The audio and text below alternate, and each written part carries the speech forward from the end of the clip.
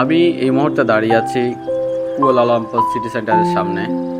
এখানে আপনারা দেখতে পাচ্ছেন খুবই দর্শনার্থীদের ভিড় এবং খুবই সুন্দর এবং মনোমুগ্ধকর পরিবেশ। বিশ্বের অন্যান্য টাওয়ারের মধ্যে এই টাওয়ারটাও অন্যতম, যাকে আমরা মালয়েশিয়ার টুইন টাওয়ার নামে চিনি। এখানে প্রচুর পরিমাণ পর্যটক আসে এবং এটা মূলত একটা রাজধানী মালয়েশিয়ার এবং অন্যতম একটা রাজধানী কুয়ালালামপুর সিটি। এয়ারপোর্ট থেকে এখানে আসতে আমাদের সময় লেগেছে 35 থেকে 40 মিনিটের মতো। সব কিছু মিলিয়ে আমার কাছে যেটা মনে হয়েছে যে আসলে এটা দেখার মতো একটা শহর। সবাই আগে বলতো, আমরা শুনতাম আর কি, এখন চোখে দেখে গেলাম। এখানে এরা হচ্ছে মালয়েশিয়ান।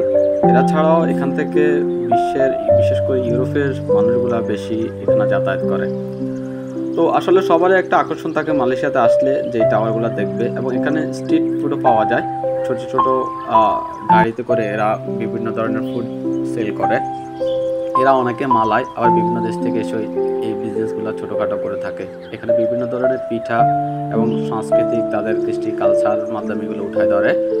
তো আমাদের অনেক বাংলাদেশি ভাইকে আমি দেখতে পাচ্ছিলাম এখানে, সবাই এখানে ঘুরতে আসছিল। আর এখানে ইউরোপের মানুষ এবং বিশেষ করে আপনার এই এরাবিয়ান মানুষগুলো বেশি আসে, আর চাইনিজদের বিচরণও অনেক বেশি। তো সম্ভবত এরা হচ্ছে ইন্দোনেশিয়া থেকে আসছে, এবং ইন্দোনেশিয়ার মানুষও এখানে ভালোই ঘোরাফেরা করতে আসে এবং এনজয় করতে আসে। তো ওনারা আসছেন ইউরোপ থেকে।